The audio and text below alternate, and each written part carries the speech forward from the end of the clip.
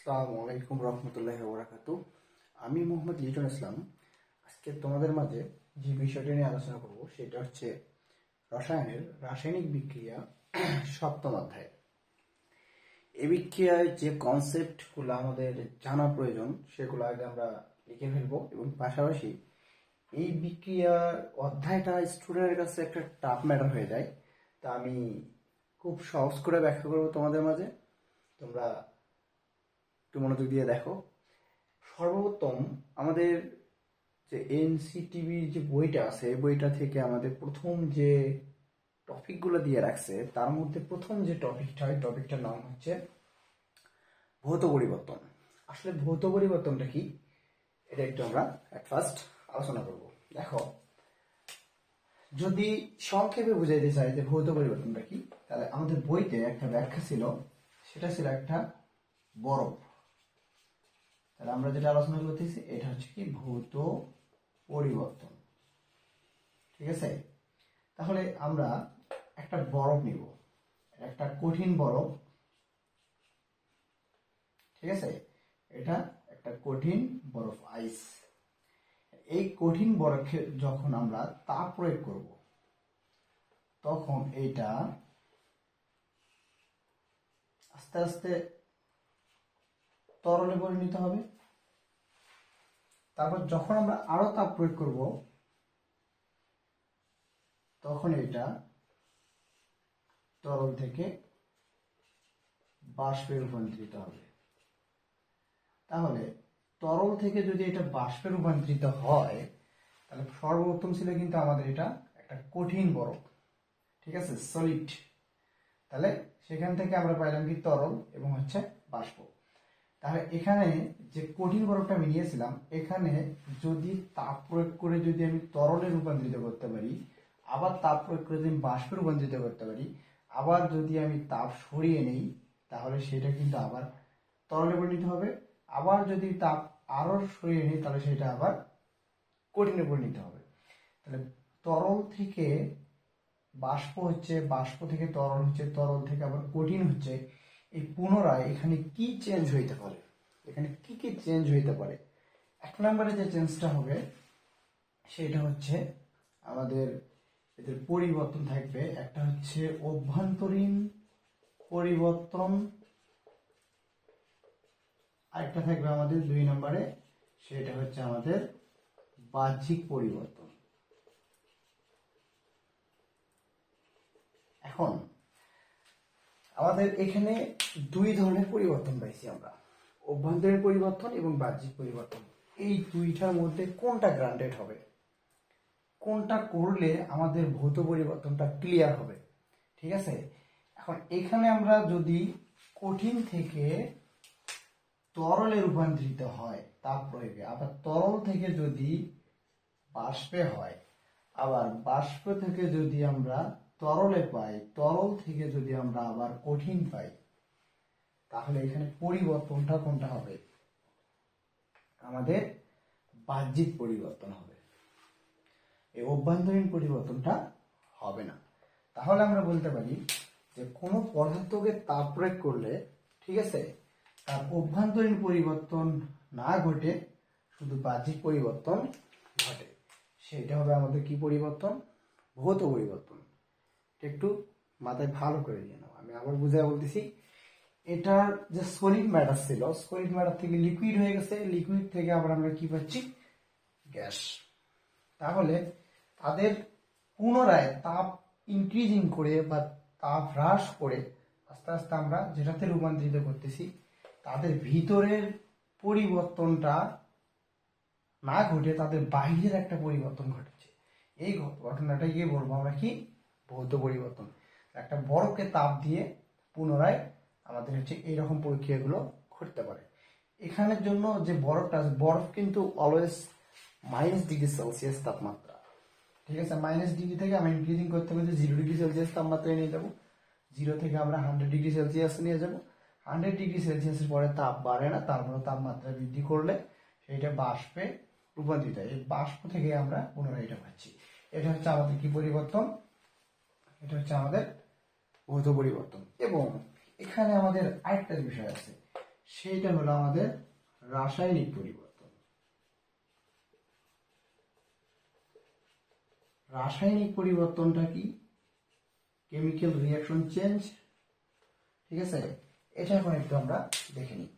রাসায়নিক পরিবর্তন এমন এক ধরনের পরিবর্তন, সেটা হচ্ছে আমরা যদি ছোট্ট করে একটা মোমকে কল্পনা করি,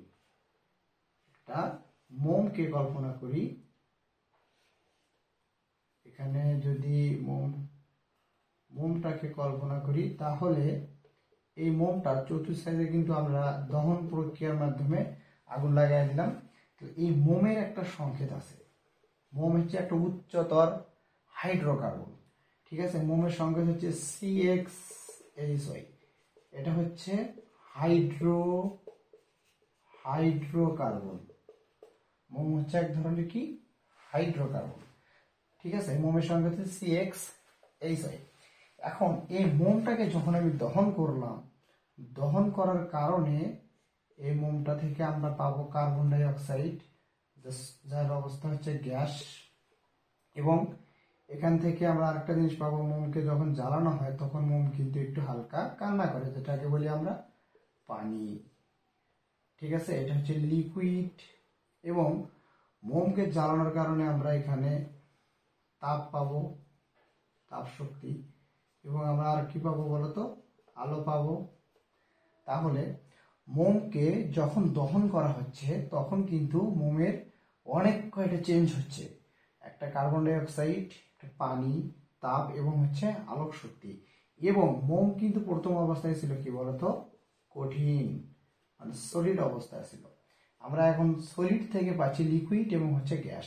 তাদের কিন্তু ধর্মের পরিবর্তন হচ্ছে।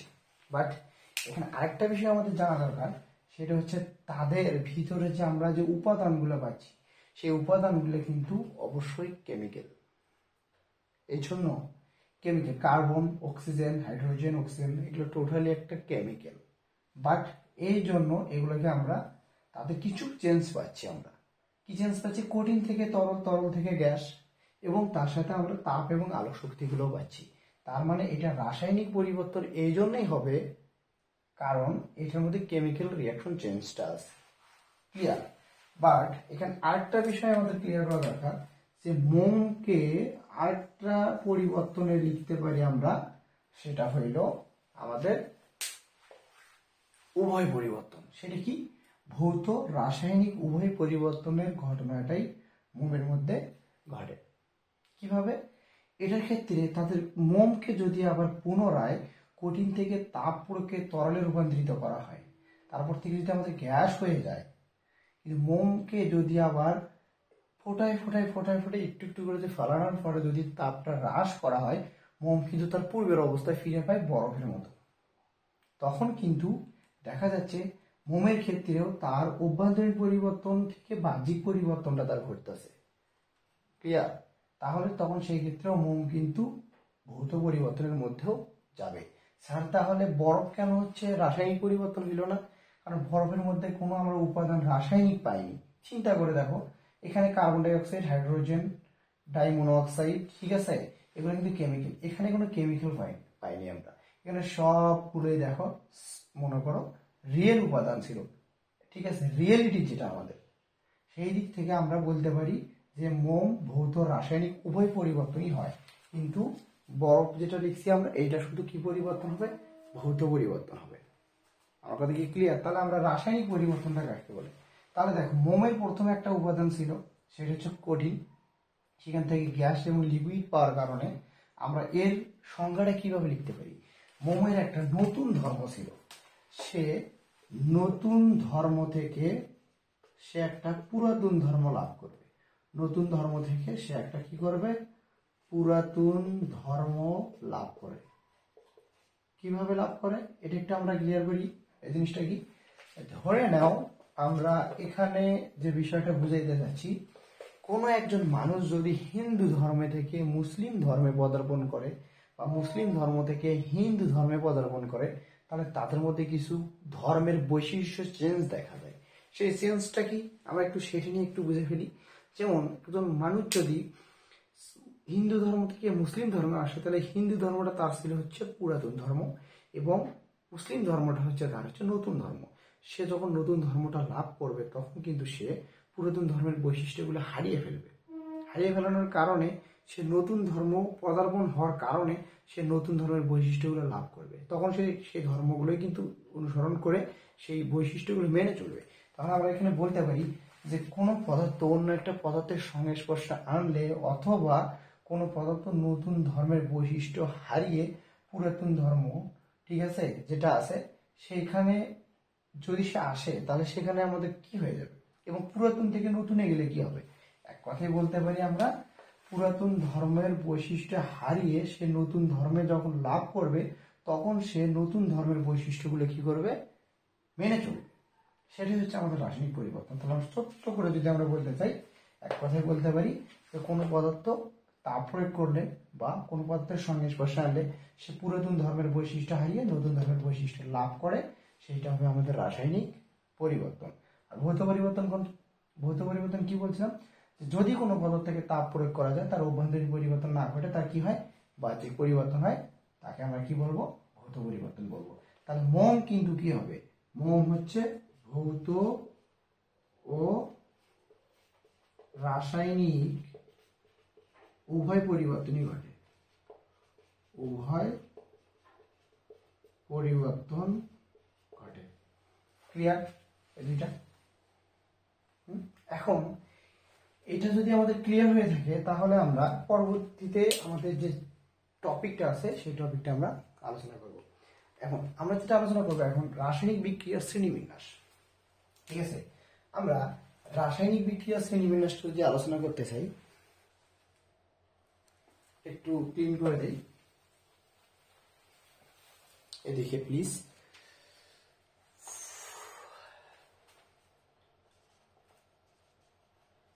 রাসায়নিক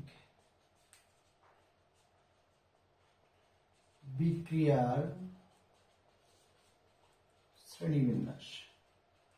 ঠিক আছে, তাহলে এখান থেকে সর্বপ্রথম যেটা আমরা জানি, তাপ অনুসারে এবং দিক অনুসারে।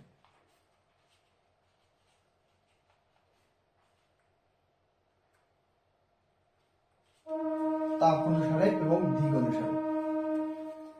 তাপ অনুসারে রাসায়নিক বিক্রিয়া দুই প্রকার। একটা হইল তাপ উৎপাদী, তাপ উৎপাদী বিক্রিয়া, আর একটা হইল আমাদের তাপ হারি বিক্রিয়া। দিক অনুসারে বিক্রিয়া আমাদের দুই প্রকার। দিক অনুসারে বিক্রিয়া আমাদের দুই প্রকার। দিক অনুসারে একমুখী বিক্রিয়া আর একটা হলো আমাদের দ্বিমুখী অথবা উভমুখী বিক্রিয়া।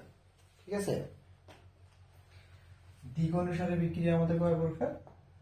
দুই প্রকার। এটা হলো আমাদের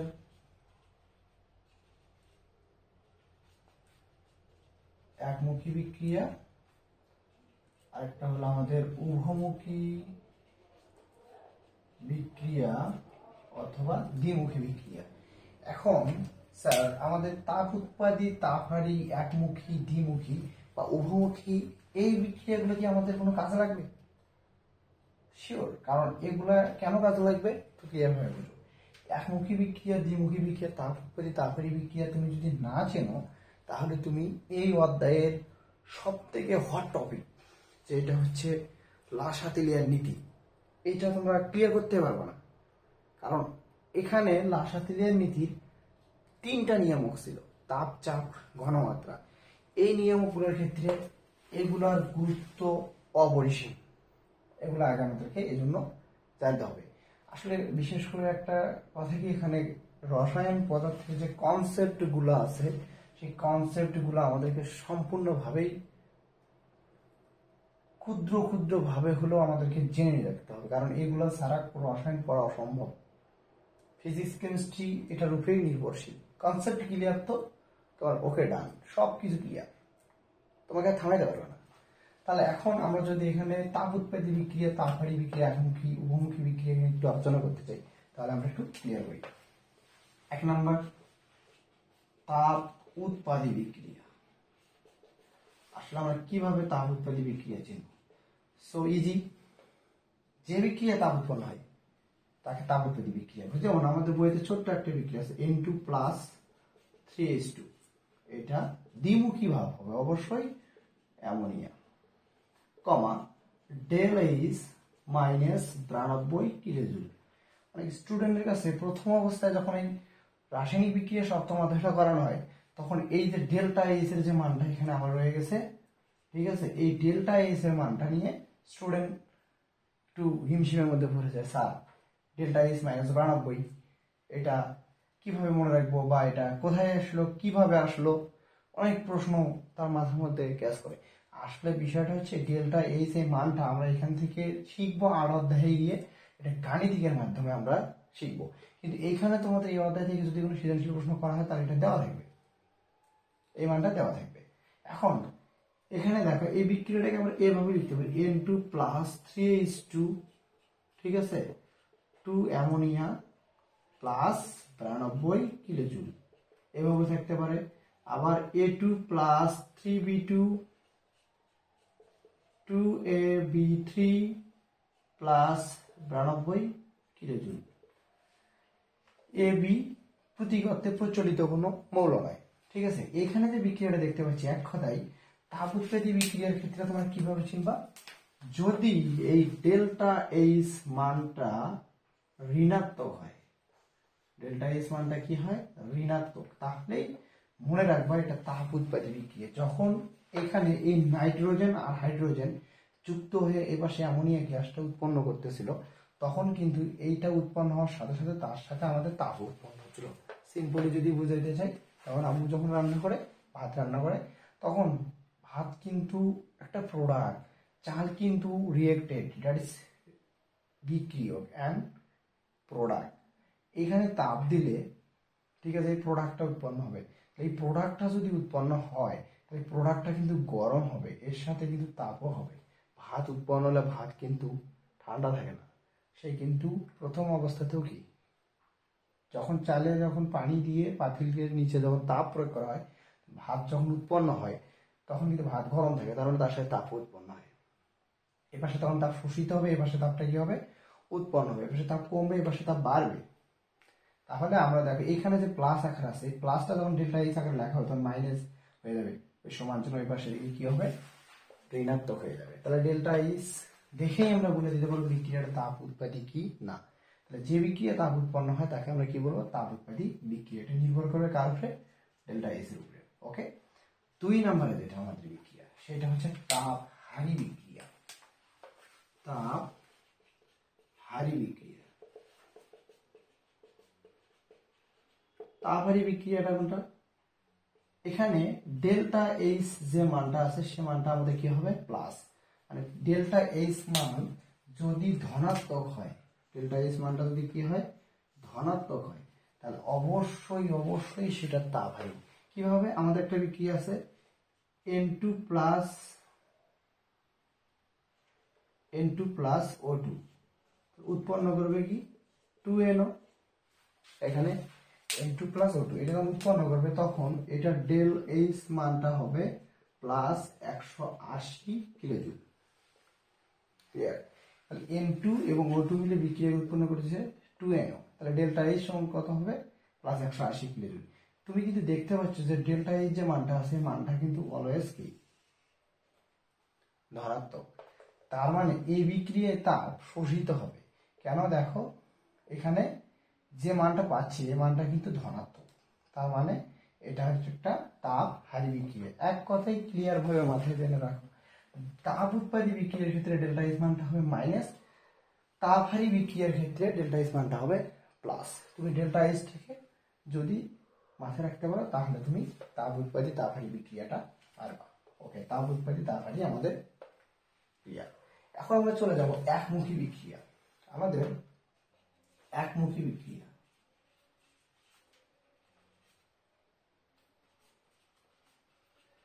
আসলে একমুখী বিক্রিয়াটা কি? একমুখী বিক্রিয়ায় যদি বলতে চাই, আমাদের বিক্রিয়ার দুইটা অংশ থাকে। দুইটা অংশ। কয়টা? দুইটা অংশ। একটা হচ্ছে বিক্রিয়ক, একটা হচ্ছে বিক্রিয়ক, আর একটা হলো আমাদের উৎপাদ।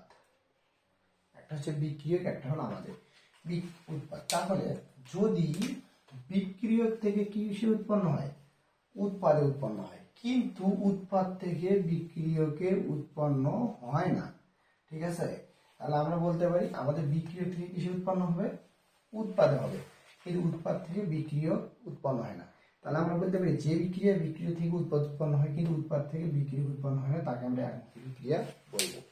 যেমন আমরা যদি এটা এটা একটু ক্লিয়ার করতে চাই, তাহলে ক্যালসিয়াম কার্বনেটকে যখন তাপ দেওয়া হয়, calcium oxide plus carbon die oxide হবে।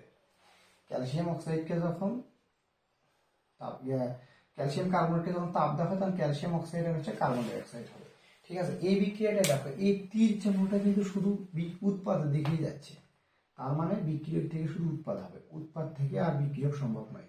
তার আগে আমাদের এখানে আরেকটা জিনিস জানা দরকার, আসলে CaCO3টা কি, ক্যালসিয়াম অক্সাইডটা কি, কার্বন ডাই অক্সাইডটা, বিষয়গুলো একটু জেনে নিই। এটা হলো আমাদের চুনা পাথর, চুনা পাথর। ঠিক আছে, চুনা পাথরের সঙ্গে সেখান থেকে আমরা পাচ্ছি তাপ দেওয়ার কারণে এই পাশে পাচ্ছি আমরা চুন, আর এই পাশে কার্বন ডাই অক্সাইড গ্যাস। ওকে, চুনা পাথর আমাদের অনেক ক্ষেত্রে এমসিকিউ আসে, নিচের কোনটি চুনা পাথরের সংকেত বা নিচের কোনটি চুনের সংকেত। ঠিক আছে, এটা কিন্তু আমাদের গ্রামগঞ্জে যখন আমরা ঝিনুক তুলে নিয়ে আসি, শামুক, সেটাকে তাপ প্রয়োগ করলে আমরা সেখান থেকে কি পাই? চুন পাই। ঠিক আছে, এখান থেকে আরেকটা বিক্রিয়া করা যায়, ক্যালসিয়াম হাইড্রোক্সাইড, স্লাগ পাইম। ঠিক আছে, যাকে চুনের ঘোলা পানি বলে। ঠিক আছে, ওইটা নিয়ে পরে আলোচনা হবে। তাহলে একমুখী বিক্রিয়াটা কিন্তু এইখানে দেখতে পাচ্ছি ক্যালসিয়াম কার্বন থেকে ক্যালসিয়াম অক্সাইড আর কার্বন ডাই অক্সাইড হচ্ছে, কিন্তু এইটা থেকে এটা কখনোই সম্ভব না, এইটা থেকে দুইটা সম্ভব হচ্ছে। আমরা বলতে পারি যে বিক্রিয়া বিক্রিয়ক থেকে উৎপাদ উৎপন্ন হয় কিন্তু উৎপাদ থেকে বিক্রিয়ক উৎপন্ন হয় না, তাকে আমরা একমুখী বিক্রিয়া বলবো। ওকে, ক্লিয়ার? একমুখী আমাদের ওকে। এখন আমরা যেটা বলবো সেটা হচ্ছে আমাদের দ্বিমুখী বিক্রিয়া বা উভমুখী বিক্রিয়া। দ্বিমুখী বিক্রিয়া অথবা উভমুখী বিক্রিয়া, এক কথায় আমরা জানি এটা হচ্ছে উভমুখী বিক্রিয়া। উভমুখী বিক্রিয়াটা কি? এখানে এই চিহ্নটা দেখেই বোঝা যাচ্ছে যে এটাকে বলবো আমরা রিভার্সেবল সিম্বল। ঠিক আছে, ইংলিশে বলা হয় রিভার্সেবল সিম্বল। তাহলে এটা এখান থেকে এই পাশে, তাহলে এই পাশে আমাদের কি ছিল? এই পাশে ছিল আমাদের বিক্রিয়ক, এই পাশে ছিল আমাদের উৎপাদ।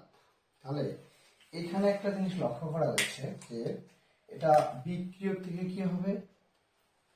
উৎপাদ হবে, আবার উৎপাদ থেকে কি হবে? বিক্রিয়ক হবে, দুইটাই এবার হবে।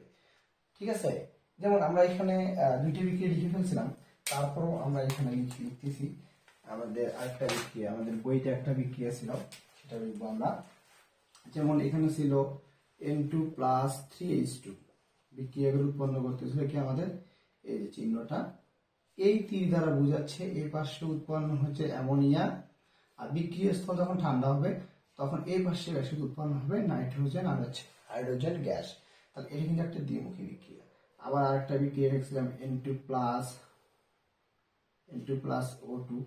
ঠিক আছে, তাহলে উৎপন্ন হবে 2NO।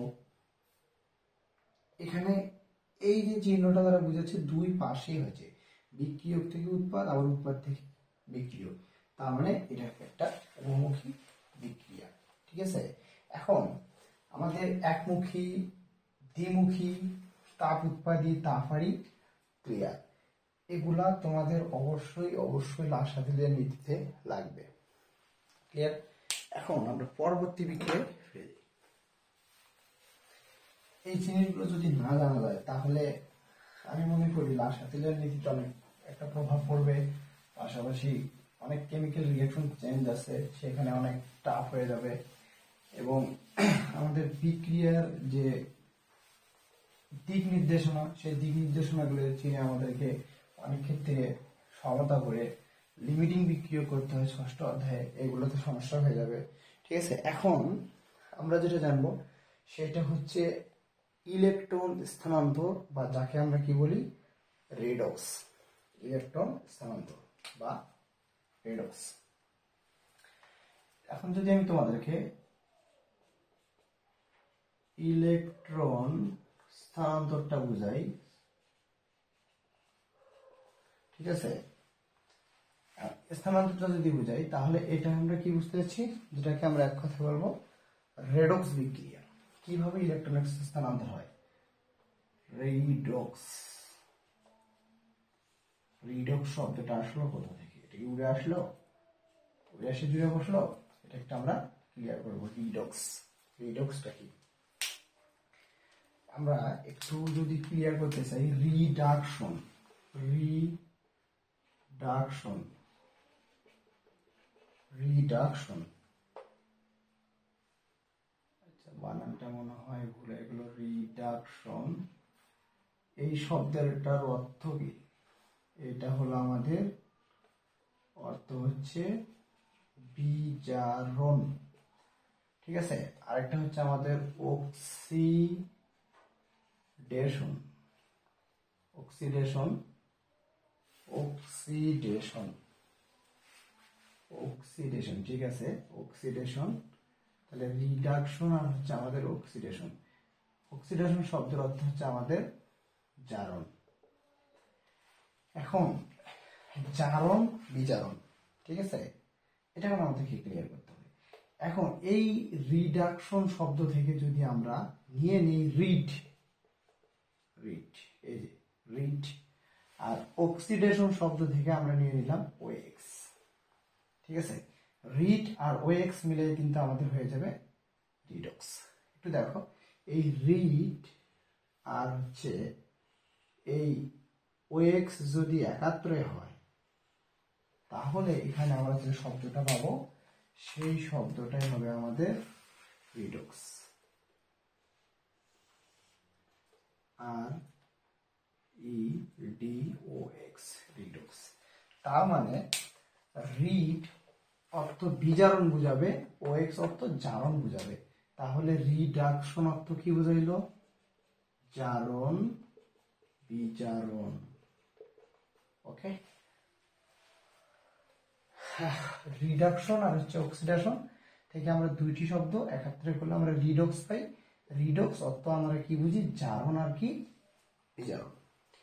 জারণ বিজারণটা কি, জারণ বিজারণ কি, জারণ মানে কি, আমাদের অনেক সংখ্যা আছে, জারণ কি বিজারণ কি, জারণ সংখ্যা কি বিজারণ সংখ্যা কি, জারণ বিক্রিয়া কাকে বলে, বিজারণ বিক্রিয়া কাকে বলে, জারণ অর্ধ বিক্রিয়া কাকে বলে, বিজারণ অর্ধ বিক্রিয়া কাকে বলে, জারক কাকে বলে, বিজারক কাকে বলে। বাট এখানে সংখ্যাগুলো সম্পূর্ণই ব্যতিক্রম। জারণ আলাদা, বিজারণ আলাদা, জারণ বিক্রিয়া আলাদা, বিজারণ বিক্রিয়া আলাদা, জারণ সংখ্যা আলাদা, বিজারণ সংখ্যা আলাদা। স্টুডেন্টের এই জিনিসগুলো খুব ভালো করে মাথায় রাখতে হবে। তাহলে আমরা জারণ বিজারণ অর্থটা জানি, আমরা জারণ অর্থ জানি ইলেকট্রন সারণ, বিজারণ অর্থ জানি আমরা ইলেকট্রন গ্রহণ। আমরা একটু জেনে রাখি, জারণ অর্থ হচ্ছে ইলেকট্রন সারণ, জারণ অর্থ ইলেকট্রন সারণ, ঠিক আছে, জারণ অর্থ ইলেকট্রন সারণ। বিজারণ অর্থ হচ্ছে ইলেকট্রন গ্রহণ, বিজারণ অর্থ হচ্ছে ইলেকট্রন গ্রহণ। জারণ মানে ইলেকট্রন সংখ্যা বৃদ্ধি, এটাতে ইলেকট্রন বৃদ্ধি হবে, ইলেকট্রন বৃদ্ধি। আর বিজারণ অর্থ হবে ইলেকট্রন হার, ইলেকট্রনের মানটা কি হবে, হ্রাস হবে, ইলেকট্রনের মান কি হবে, হ্রাস হবে। তাহলে জারণ অর্থ ইলেকট্রন সারণ আর বিজারণ অর্থ ইলেকট্রন গ্রহণ, ঠিক আছে। এখানে ইলেকট্রন হ্রাস হবে মানে কমে যাবে। তাহলে আমরা জারণ বিজারণটা কি, তাহলে আমরা জারণ কাকে বলে এটা একটু আমরা এখন ক্লিয়ার করব। জারণটা কি স্যার, জারণটা কি, জারণ শুধু কিন্তু জারণ, জারণ বিক্রিয়া কিন্তু সম্পূর্ণ আলাদা। আমি ক্লিয়ার ভাবে বলতেছি, যে বিক্রিয়ায় এক অর্ধাংশে বিক্রিয়ক, মানে যে বিক্রিয়ায় বিক্রিয়ক ইলেকট্রন ত্যাগ করে, এক কথায় যে বিক্রিয়ায়, আমি একটু লিখে দিচ্ছি, যে বিক্রিয়ায় বিক্রিয়ক ইলেকট্রন ত্যাগ করে, ইলেকট্রন ত্যাগ করে তাকে চারণ বলে। ট্যারেস ফ্যাক্টর বিক্রিয়ক, এই যে বিক্রিয়ক কথাটা কিন্তু খুব ইম্পর্টেন্ট। যে বিক্রিয়ায় ইলেকট্রন, মানে যে বিক্রিয়ায় বিক্রিয়ক ইলেকট্রন ত্যাগ করে তাকে জারণ বলে, একটু মনে রাখো। ঠিক আছে, একটু পরে ব্যাখ্যা করবো এগুলা। এখন হচ্ছে বিজারণ। তাহলে অবশ্যই যে বিক্রিয়ায়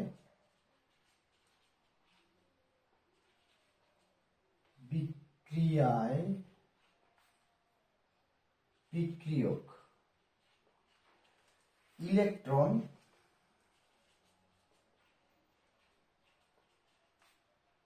গ্রহণ করে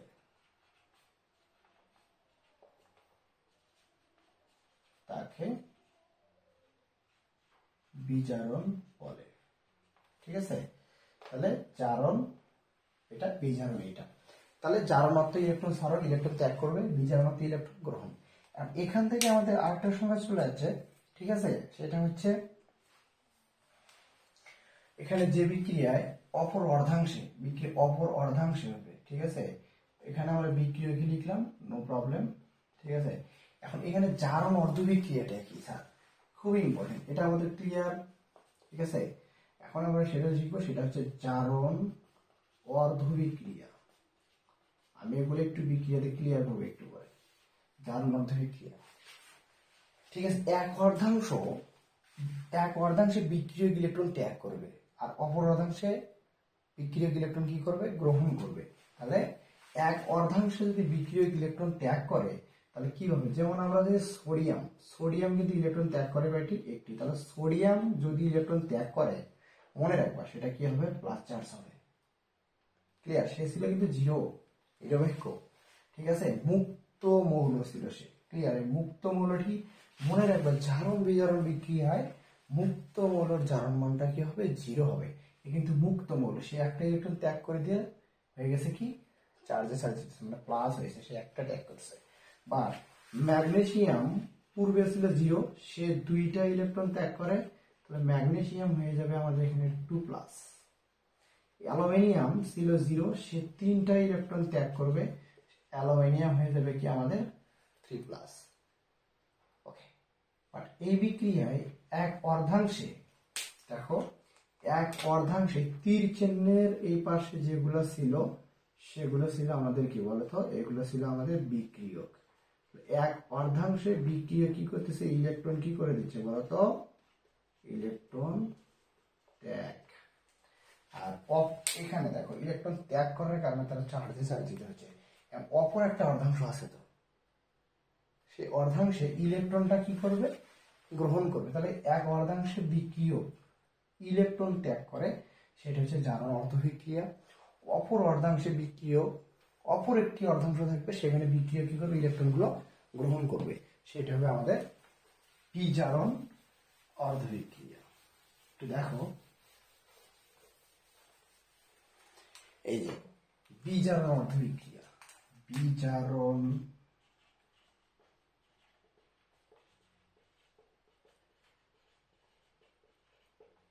অর্ধবিক্রিয়াটা কি। এখন যদি বিজারণ অর্ধবিক্রিয়া তোমাদেরকে দেখাইতে চাই, তাহলে এখান থেকে আমি যেটা দেখতে চাচ্ছি, যেমন ক্লোরিন, সে একটা ইলেকট্রন গ্রহণ করবে, গ্রহণ করে ক্লোরিন হয়ে যাবে কি মাইনাস।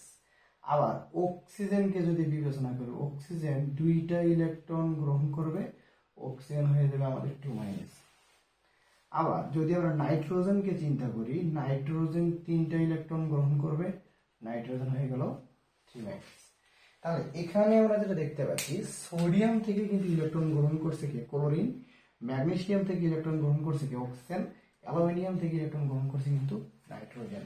তাহলে এইখানে দেখো একটা বিষয়, এখানে একটা অপর অর্ধাংশে একটা বিক্রিয়ক ইলেকট্রন গ্রহণ করছে। তাহলে আমরা বলতে পারি এখানে যে অপর অর্ধাংশে বিক্রিয়ক ইলেকট্রন কি করলো, গ্রহণ করলো। তাহলে সেটা হবে আমাদের বিজারণ অর্ধবিক্রিয়া। জারণ অর্ধবিক্রিয়া আর বিজারণ অর্ধবিক্রিয়া এভাবেই করতে হয়। ওকে, এখন এই বিক্রিয়াগুলা সো ইজি। কিছু কিছু বিক্রিয়া আছে, যেমন এখানে যদি এখন বলতে চাই যে স্যার, যেমন আয়রন সে কিন্তু 2টা ইলেকট্রন কি করতে পারে, ত্যাগ করতে পারে, আবার 3টা ইলেকট্রন সে ত্যাগ করতে পারে। আয়রন যদি 2+ হয়, বাট তাহলে সে কিন্তু আয়রন হয়ে গেলে পাশে 3+, তার মানে আয়রন কিন্তু 2টা ইলেকট্রন কি করে দিচ্ছে, দেখো এখান থেকে ত্যাগ করতেছে, তাহলে এখানে 3টে ইলেকট্রন আছে, আজ থেকে ই করছে, তাহলে এখানে দেখো একটা ইলেকট্রনের ম্যাটার, 3 থেকে 2 বাদ দিলে আমরা 1 পাচ্ছি। এই বিক্রিয়াগুলোর ক্ষেত্রে আমাদের কেমন করে হবে এটা আমরা একটু ক্লিয়ার করবো। তাহলে আয়রনের ক্ষেত্রে আমরা একটু ক্লিয়ার, তাহলে জারণ অর্ধবিক্রিয়া বিজারণ অর্ধবিক্রিয়াটা ক্লিয়ার। এখন এখান থেকে আমরা বলতে পারি আরেকটা জিনিস, সেটা কি, জারণ বিক্রিয়া কাকে বলে, বিজারণ বিক্রিয়া কাকে বলে। সো ইজি, দেখো জারণ বিক্রিয়া হচ্ছে যে বিক্রিয়ায়, ঠিক আছে, মনে করো ধনাত্মক চার্জের সংখ্যাটা বৃদ্ধি পাবে, ঋণাত্মক চার্জের সংখ্যাটা হ্রাস পাবে, সেটা হবে জারণ বিক্রিয়া। এইখানে দেখো এই পাশে কিন্তু 0 থেকে কিন্তু প্লাস হয়েছে, তার মানে ইনক্রিজিং হয়েছে, তাই না? এখানে 0 থেকে কিন্তু 2+ হয়েছে, 0 থেকে কিন্তু 3+ হয়েছে, তার মানে এখানে 0 থেকে কিন্তু এটা বৃদ্ধি পাইছে, বিক্রিয়ক থেকে কিন্তু এটা বৃদ্ধি পাইছে। তার মানে এই বিক্রিয়াটাকে কিন্তু আমরা জারণ বিক্রিয়া বলতে পারবো। কেন? 0 থেকে হয়েছে +1, এটাকে +1, আবার 0 থেকে হয়েছে 2+, আবার 0 থেকে হয়েছে কি 3+, তার মানে এখানে ধনাত্মক চার্জের সংখ্যাটা বাড়ছে, তার মানে এটা কি, এটাকে আমরা জারণ বিক্রিয়া আবার বলতে পারি। আবার এখানে দেখো ধনাত্মক চার্জের সংখ্যা, এটা 0 ছিল, সে 0 ছিল, সে একটা করে ইলেকট্রন গ্রহণ করে কি হয়েছে, মাইনাস, আবার এখানে কি 2-, এখানে 3-, মানে এখানে যেটা বোঝা যাচ্ছে যে ঋণাত্মক চার্জের সংখ্যা যেটা আছে। তাহলে এক কথায় বলতে পারি বিজারণ বিক্রিয়া হচ্ছে সেটাই, যেখানে ঋণাত্মক চার্জের সংখ্যাটা বাড়বে, ধনাত্মক চার্জের সংখ্যাটা কমবে, তাহলে সেটা হচ্ছে আমাদের বিজারণ বিক্রিয়া। জারণ বিজারণ যদি ক্লিয়ার হয়, তাহলে এই দুইটা মিলে আমরা যেটা পাবো সেইটা হবে আমাদের কি, রিডক্স বিক্রিয়া, অর্থাৎ যার মধ্যে আমাদের কি আছে, জারণ এবং বিজারণ। এই জারণ বিজারণ মিলেই হবে আমাদের জারণ বিজারণ বিক্রিয়া, বা এটাকে বলবো আমরা যুগপৎ ক্রিয়া, জারণ বিজারণ যুগপৎ ক্রিয়া। এই প্রশ্নটা তোমাদের এত বোর্ডে আসছে, তা বলা হবে যে উদ্দীপকের বিক্রিয়াটা রেডক্স কিনা, উদ্দীপকের বিক্রিয়া জারণ বিজারণ কিনা, উদ্দীপকের বিক্রিয়া যুগপৎ ক্রিয়া কিনা। এই এবং আরেকটা বিষয় এখানে, জারক বিজারক, আমরা একটু আগে লিখছিলাম জারণ এবং আর কি বিজারণ। জারণ যেটা, সেটা হলো আমাদের বিজারক, যেটা হলো আমাদের বিজারণ, এটাকে বলবো আমরা জারক। তাহলে জারণ হচ্ছে বিজারক আর বিজারণ হচ্ছে আমাদের জারক। তাহলে এই জায়গায় কোনটা হবে, জারক পদার্থ বিজারক পদার্থ। তাহলে জারণ যেটা, এটা হবে আমাদের কি, এটা হবে আমাদের বলতো কি, বিজারক। আর বিজারণ যেটা, এটাকে আমরা কি বলবো, জারক। আমাদের যেভাবে প্রশ্ন করা হোক এখন আমরা ক্লিয়ার করতে পারবো। ওকে, এখন এখানে অনেক স্টুডেন্টের এই জারণ অর্ধবিক্রিয়া বিজারণ অর্ধবিক্রিয়া গুলো লিখতে অসুবিধা হয়ে যায়, তা আমরা এখান থেকে আমরা চলে যাবো রেডক্স বিক্রিয়ায়। ওকে, রেডক্স কিভাবে হয় আর এই যুগপৎ ক্রিয়া কিভাবে ঘটে।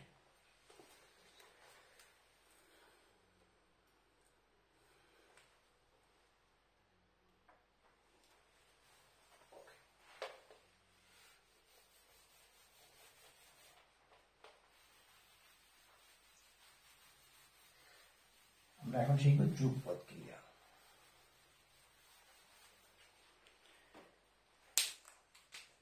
এটা এসএসসি জন্য খুবই ইম্পর্টেন্ট।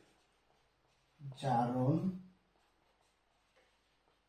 বিজারণ বা রিডক্স বা যুগপৎ ক্রিয়া। So easy. স্টুডেন্টের কাছে এই যে ঘ নম্বরে যে এই প্রশ্নটা হয়, প্রশ্নটা খুব ক্রিটিক্যাল মনে হয়। এটা খুবই ইজি। দেখো, আমি যদি তোমাদেরকে ছোট্ট করে তোমাদের বোর্ড বইয়ের বিক্রিয়াটা আগে দেখে, প্লাস হাফ Cl2 এখানে তাহলে তৈরি হবে NaCl। ওকে, আমি তার আগে একটা কথা বলে নিই, তোমরা রাসায়নিক বন্ধন যে অধ্যায়টা আছে ওই অধ্যায়ে যোজনী নিয়ে কিছু কথা আছে। ওই যোজনীর ওই জায়গায় কিছু কথা ছিল, সেটা হচ্ছে আমাদের মৌলের যদি আমরা যোজনী জানি তাহলে আমরা এই মৌলগুলোর চার সংখ্যাগুলো জানতে পারবো। চার সংখ্যাগুলো ছাড়া এটা সম্ভব নয়। আর একটা কথা, মুক্ত মৌলের জারণ মান সবসময় 0। মুক্ত মৌলের জারণ মান কি হবে? 0 হবে। ক্লিয়ার? মুক্ত মৌল, মুক্ত যৌগ, এদের জারণ মান কিন্তু 0। তার আগে আমি এখানে বলি, তোমাদের 7 অধ্যায়ে ওই একটা ছক আছে, ছকের মধ্যে সুপার অক্সাইড, পার অক্সাইড, তাদের জারণ মান দেওয়া আছে। দুইটার জারণ মানগুলো একটু মাথায় রেখো। সুপার অক্সাইড, পার অক্সাইড, পার অক্সাইড -2, সুপার অক্সাইড -1/2 জারণ মান। ঠিক আছে? এখন এখানে যদি আমরা লিখতে চাই যে এখানে আমরা বিক্রিয়ার মধ্যে যেটাই মৌল আকারে যেটাই বিদ্যমান হবে সেইটার জারণ মানটাই কি হবে? 0 হবে। তাহলে আমরা বিক্রিয়াটাকে সমতা দেখবো আছে না, সোডিয়াম একটা, ক্লোরিন এখানে একটা, 2 ক্যাটাগরিতে ক্লোরিন একটা থাকবে। এই বিক্রিয়াটা অন্যভাবেও কিন্তু সমতা করা যায়, আমি একটু করে দেখাবো। তাহলে সোডিয়াম যদি হয় জারণ মান কিন্তু 0 হবে। কেন? সে মুক্ত মৌল। প্লাস হাফ ক্লোরিন কিন্তু এইখানে আমাদের মৌল, তার জারণ মানটাও 0। এখন এই জায়গায় আমাদের সোডিয়াম আর ক্লোরিন তারা যৌগ গঠন করছে, তাহলে সোডিয়ামের আমরা 4 জনে আমরা প্লাস, ক্লোরিনের 4 জনে আমরা মাইনাস, কারণ এরা যৌগ আকারে থাকলে তার জারণ মানটা ইউজ হবে। তুমি এখানে একটু ফলো করো তো, সে +0 থেকে কত হয়েছে? +1। ওকে, জারণ সে +0 থেকে হয়ে গেছে কি? মাইনাস। তার মানে তার বিজারণ কিভাবে হলো? জারণ অর্থ ইলেকট্রন বারণ। দেখো 0 থেকে কিন্তু 1 হয়েছে, +1, 1 না আসলে চলে আমাদের। এবং +0 থেকে কিন্তু -1, তার মানে কি আছে? তার এই পাশ থেকে পাশে কমেছে, তার কি হবে তাহলে? বিজারণ। ওকে, কিভাবে? এখন দেখো, এটা যদি আমরা জারণ অর্ধবিক্রিয়া লিখতে চাই, জারণ অর্ধবিক্রিয়া, তাহলে কি হবে? সোডিয়াম ছিল কিন্তু 0, সে কয়টা ইলেকট্রন ত্যাগ করছে? একটা ইলেকট্রন ত্যাগ করে সোডিয়াম এর পাশে তাদের কি হয়ে গেছে? Sodium plus. আর যদি বিজারণ অর্ধবিক্রিয়াটা আমরা বলতে চাই, তাহলে এখানে ক্লোরিন ছিল কিন্তু কি 0, এই যে 0, সে কয়টা ইলেকট্রন গ্রহণ করছে? একটা ইলেকট্রন গ্রহণ করছে, ক্লোরিন এর পাশে তাদের হয়ে গেছে কি বলতো? মাইনাস। এটাই জারণ অর্ধবিক্রিয়া, এটাই বিজারণ অর্ধবিক্রিয়া। ক্লিয়ার? এখন এইটা হলো আমাদের, এটাকেই বলবো আমরা যুগপৎ ক্রিয়া বা রেডক্স। কারণ এই বিক্রিয়াটার মধ্যে জারণও ঘটেছে, বিজারণও ঘটেছে। তার মানে এই বিক্রিয়াটা জারণ বিজারণ উভয় বিক্রিয়াগুলোই সম্পূর্ণ হবে। তাহলে জারণ বিজারণ রেডক্স অথবা যুগপৎ ক্রিয়া হবে। যেমন আমাদের 8টা বিক্রিয়া যদি আমরা ক্লিয়ার করতে চাই, জিঙ্ক প্লাস কপার সালফেট, ঠিক আছে? Zinc sulphate plus copper. বিক্রিয়া নিয়ে যদি কারো সমস্যা থাকে, বিক্রিয়ার একটা ক্লাস আমি আলাদাভাবে আপলোড করবো, খুব ইজি রসায়নের বিক্রিয়া। স্টুডেন্ট মনে করে যে রসায়ন মানে খুব কঠিন, আসলে তা না, রসায়নের বিক্রিয়া খুব ইজি। তাহলে এখানে জিঙ্ক, তো এটা কি মুক্ত মৌল। কপার, এখানে যোজনী কত ইউজ করছে? বিক্রিয়া না জানলে তো এগুলো করতে পারবো না। কপার যোজনী এখানে 2 ইউজ করছে, সালফেট আয়ন হলো 2s। তাহলে এখানে কপার কিন্তু আমরা জানি 2+, সালফেট আয়ন কিন্তু আমরা জানি 2-। জিঙ্ক 2+, সালফেট আয়ন কি জানি আমরা 2-, কপার হচ্ছে এখানে 0। এখন আমাদের বিষয়টা হলো একটা নতুন জিনিস আমরা জানতে পারবো, সেটা হচ্ছে SO4 এর চার্জ কিন্তু 2-2-। তাদের কিন্তু ইলেকট্রন সংখ্যা বাড়েনি, কমেনি। তার মানে এই দুইটাকে আমরা কি বলবো? এই দুইটাকে আমরা বলবো দর্শক আয়ন। এই দুইটাকে আমরা কি বলবো বলতো, দর্শক আয়ন। ওকে, এরা শুধু দর্শকের খেলা দেখবে। তাহলে এই 0 থেকে কি হয়েছে জিন, 0 থেকে কিন্তু 2+, তার মানে কি এর জারণ, জারণ হলেই তার কি হবে, সে হবে বিজারক। ঠিক আছে, আর এই 2+ থেকে কি হয়ে গেছে বলতো, 2+ থেকে কি হয়ে গেছে, এটা 0 হয়ে গেছে, তার মানে 2 থেকে 0 হয়ে গেছে, মানে কমে গেছে, তাহলে তার কি হবে, বিজারণ। এখানে একটা কথা, স্টুডেন্ট অনেক ক্ষেত্রে প্রশ্ন করে, স্যার ধাতু, উভয় ধাতু, এটাও ধাতু এটাও ধাতু, জিঙ্ক ধাতু কপার ধাতু, স্যার তাদের কিভাবে জারণ ঘটে? আরে বাবা, জারণ তো ঘটে বিক্রিয়কে, হোক সেটা ধাতু হোক সেটাও ধাতু। আমাদের বলা ছিল কি, যে যে বিক্রিয়ায় বিক্রিয়ক ইলেকট্রন ত্যাগ করে, হোক সেটা ধাতু হোক সেটাও ধাতু, আর যে বিক্রিয়ায় বিক্রিয়ক ইলেকট্রন কি করে গ্রহণ করে, হোক সেটা ধাতু হোক সেটা অধাতু।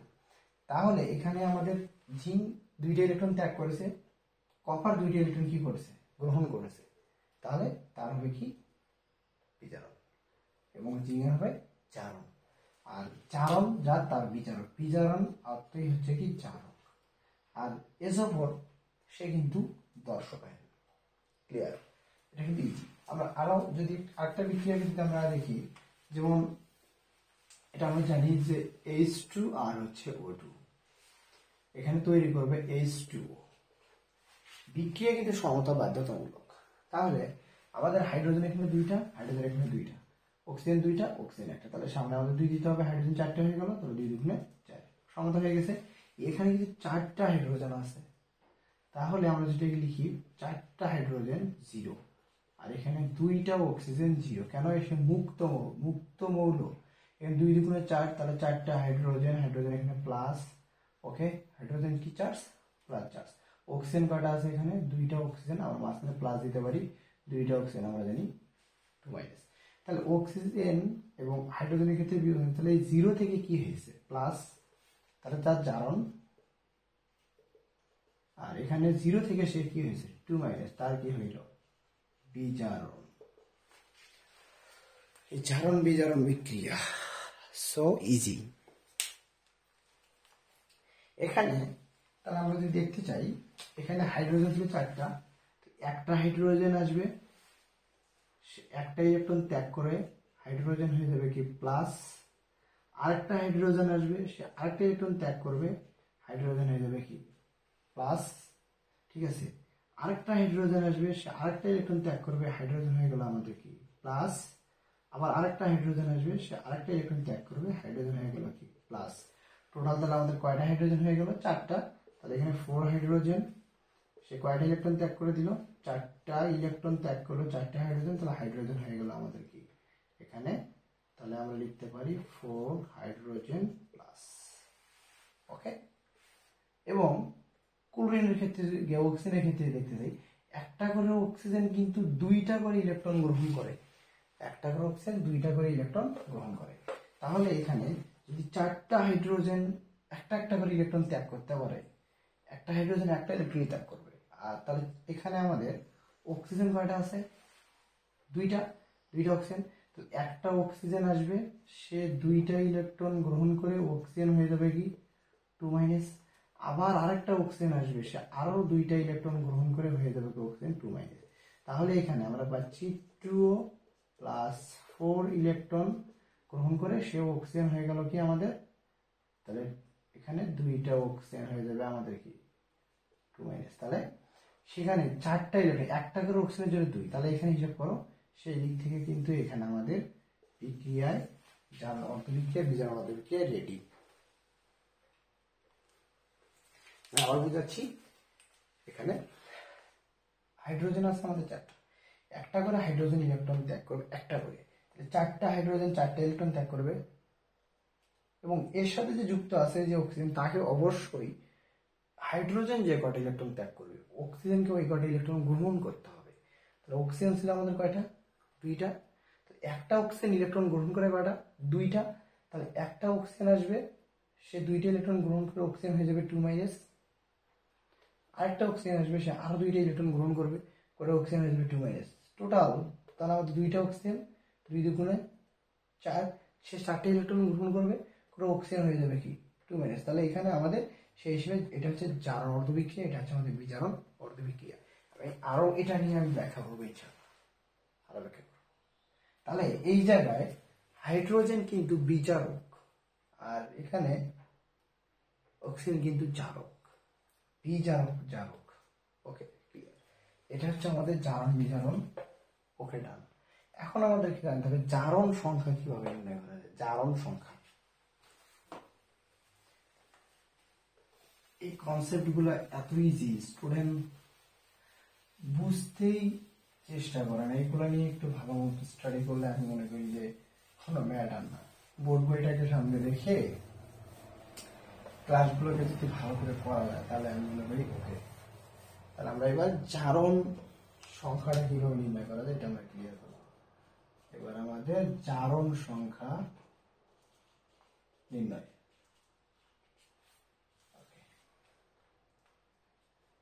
জারণ সংখ্যাটা কি?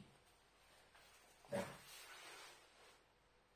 এখানে আমরা যদি জারণ সংখ্যা নির্ণয় করতে চাই আমাদেরকে আগে কেন্দ্রীয় পরমাণু জানতে হবে। কেন্দ্রীয় পরমাণুটা কি? যেমন এখানে আমাকে দেওয়া হয়েছে জিঙ্ক সালফেট, ঠিক আছে। তারপর এখানে দেওয়া হয়েছে আমাদের K2Cr2O7। ওকে, 3 নম্বরে আমাদেরকে আরেকটা দেওয়া হলো, আমি এটা একটু দিয়েছি, পটাশিয়াম KMnO4, আমাদের উপরে চার্জ দিয়ে দিলাম, অক্সিজেন 2-। ঠিক আছে, এখানে কেন্দ্রীয় পরমাণু হচ্ছে সেটাই যে মৌলটার সর্বশেষ কক্ষপথের যোজ্যতার ইলেকট্রন সংখ্যাটা বেশি। সালফারের যোজ্যতা ইলেকট্রন সংখ্যাটা বেশি। যোজ্যতা ইলেকট্রন কি স্যার? যে কোনো মৌলের ইলেকট্রন বিন্যাস করার পর তার সর্বশেষ কক্ষপথে যে কয়টি ইলেকট্রন সংখ্যা থাকে সেটা হচ্ছে যোজ্যতা ইলেকট্রন। এখানে ক্রোমিয়াম, এখানে ম্যাঙ্গানিজ, ঠিক আছে।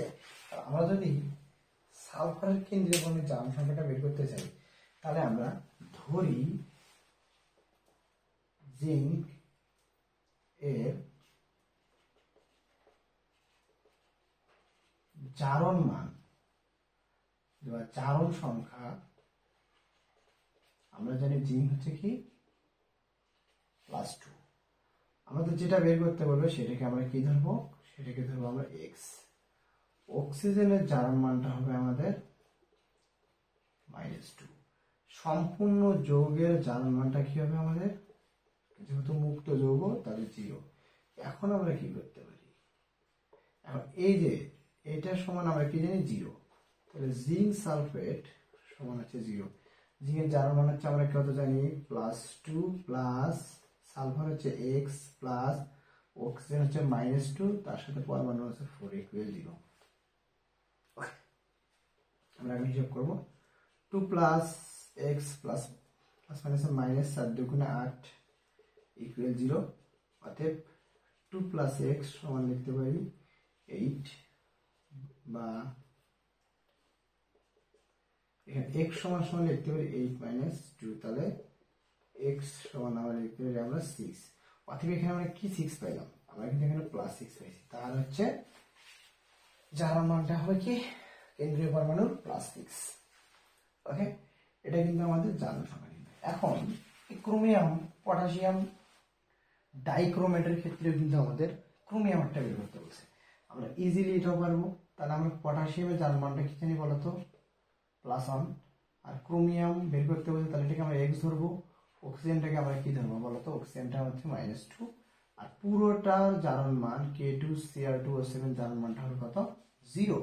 তাহলে কিন্তু আমরা লিখতে পারি এখানে পটাশিয়াম কত দেওয়া আছে। এখন সংক্ষেপে যদি করতে চাই তাহলে K2Cr2O7 = 0। পটাশিয়াম কত জানি আমরা?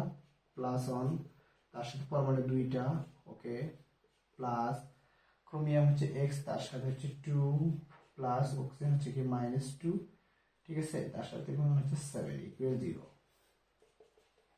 তাহলে এখানে 2 প্লাস 2x প্লাস মাইনাসে মাইনাস 7 দুগুণে 14 = 0। 2 প্লাস 2x -14 এর পাশে প্লাস হয়ে যাবে। তাহলে এখানে 2x সমান 14 - 2, যদি প্লাস আছে এই পাশে এসে মাইনাস হবে। অতএব 2x = 12, অর্থাৎ এক্স ইকুয়াল উপরে 12 নিচে হচ্ছে 2, তাহলে আমরা কত পেয়েছি 6, এটা কিন্তু +6। তাহলে ক্রোমিয়ামের ক্ষেত্রে পটাশিয়াম ডাইক্রোমেট ক্রোমিয়ামের ক্ষেত্রে তার কেন্দ্রীয় বন্ধনের জারণ মান হবে +6। আর এই জায়গায় 2 আছে, এটা স্টুডেন্টের কাছে টাফ হয়, আমি বলে দিই এখানে কি করতে হবে। আমরা এটা কিন্তু মুক্ত যৌগ না, মুক্ত যৌগ না, এটা কিন্তু চার্জ কিন্তু আছে, তার মানে সে চার্জে চার্জিত, তার মানে সে মুক্ত যৌগ না হওয়ার কারণে আমরা এই যে পুরো যৌগটার সময় যেখানে 0 ধরি সেখানে আমরা কত ধরবো, যে চার্জ দেওয়া থাকবে সেই চার্জটা ধরে আমরা সমাধানটা করব। এখানে আমাদের কত হবে 2 বা -2 ইউজ করে আমরা ম্যাথ করবো এটার ক্ষেত্রে। জারণ সংখ্যা ক্লিয়ার, ওকে ডান। আমরা এই পার্টে জারণ সংখ্যা, বিজারণ সংখ্যা এগুলো আমরা ক্লিয়ার করলাম, এবং জারণ অর্ধবিক্রিয়া, বিজারণ অর্ধবিক্রিয়া ক্লিয়ার করলাম। ইনশাআল্লাহ পরবর্তীতে আমাদের পার্ট 2-তে যেটা আলোচনা করব সেটা হচ্ছে এই অধ্যায়ে কিছু রাসায়নিক বিক্রিয়া আছে, এগুলো ক্লিয়ার করবো ইনশাআল্লাহ।